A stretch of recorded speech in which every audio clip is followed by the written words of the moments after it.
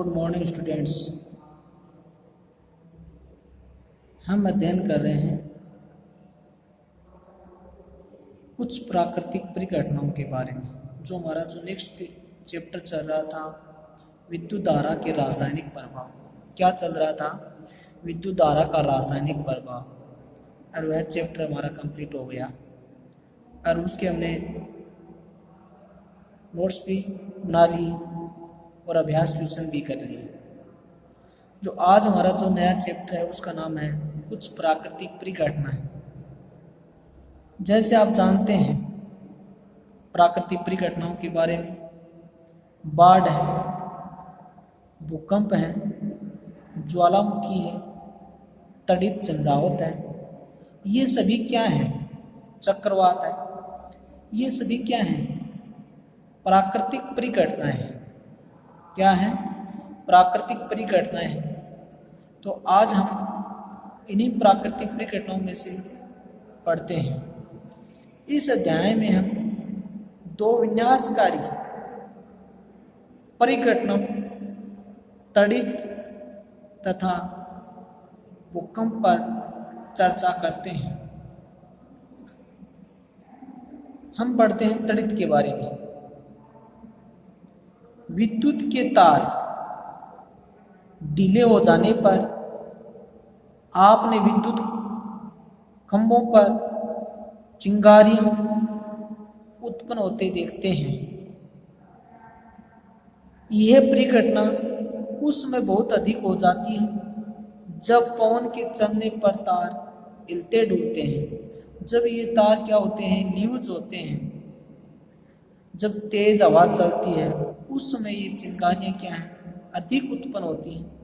आपने सॉकेट में प्लग के ढीले होने पर भी चिंगारियां उत्पन्न होती हैं। जैसे आप सॉकेट है और उसमें किसी प्लग को लगाते हैं, देखते हैं, तो जब ये सॉकेट ढीले होने पर क्या होता है कि वहाँ पर भी चिंगारियां उत्पन्न होती हैं।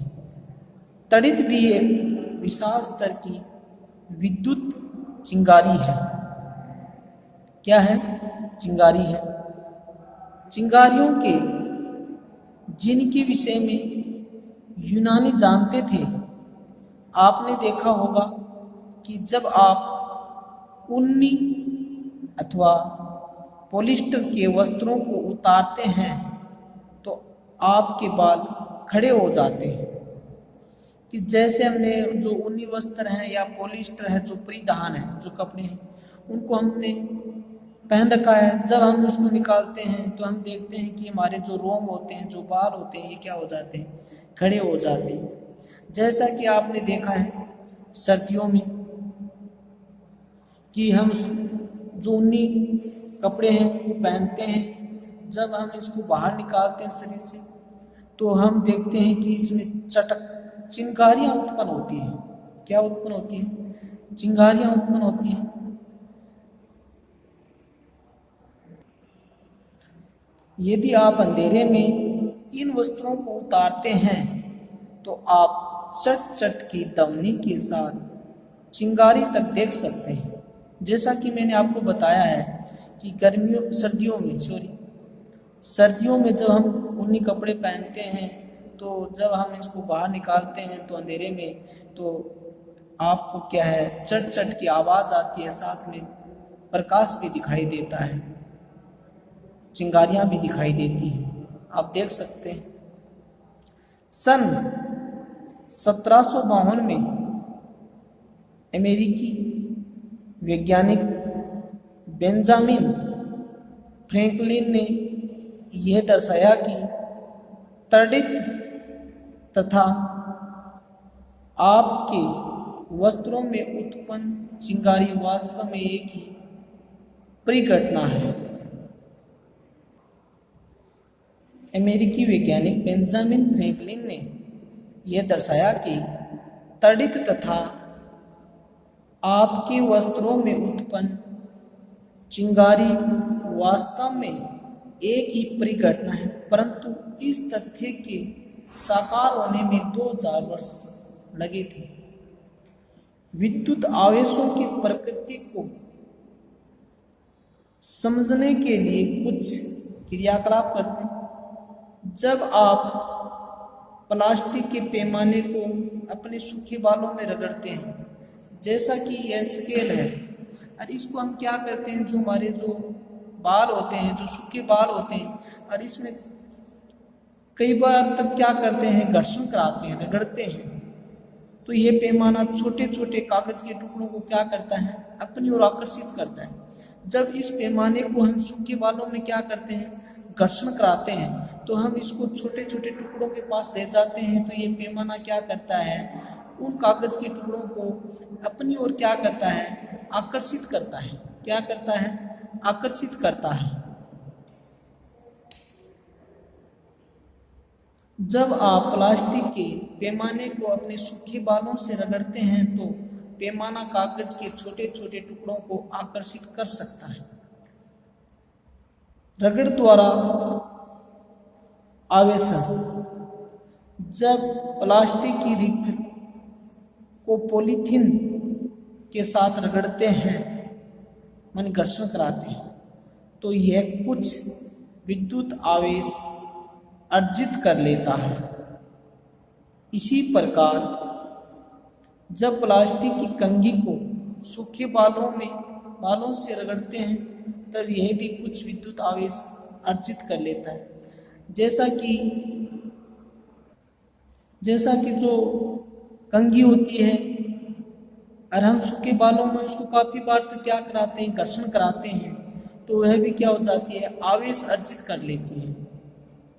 क्या कर लेती है, आवेश अर्जित कर लेती है, और कुछ पदार्थों को क्या करने लग जाती है, आकर्षित करने लग जाती है।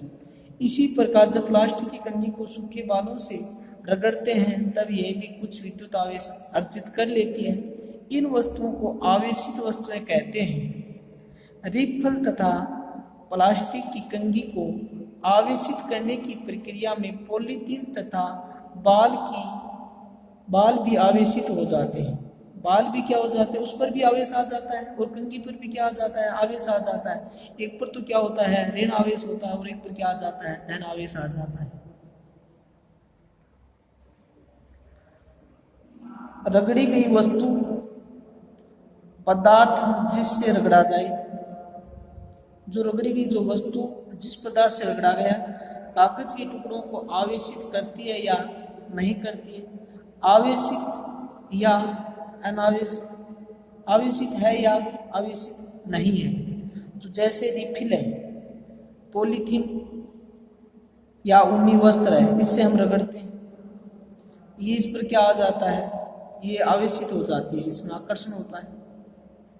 कागज के टुकड़े को क्या कर लेती है, आकर्षित करती है, और ये आवेशित हो जाती है। गुब्बारा है, पॉलीथीन या ऊनी वस्त्र या सूक्ष्म बाल है, तो ये भी क्या करता है, इनको आकर्षित करता है, तो ये आकर्षण हो जाता है और आवेशित होता है। रबर है, ऊन है, और ये भी ऊन को क्या करता है, रबर भी क्या करता है, आकर्षित करता है और आवेशित हो जाता है। स्टील का चम्मच है, पॉलीथीन या ऊनी का वस्त्र, इससे हम रगड़ते हैं तो आकर्षित नहीं करती है। ये जब स्टील का चम्मच है, ये ऊनी वस्त्र या पॉलीथीन को क्या नहीं करती है, आकर्षित नहीं करती है, तो ये आवेशित नहीं होती है। क्या नहीं होती है, आवेशित नहीं होती है। सिक्का है, ऊनी वस्त्र है, ये इसको क्या नहीं करता है, आकर्षित नहीं करता है और आवेशित नहीं होती है।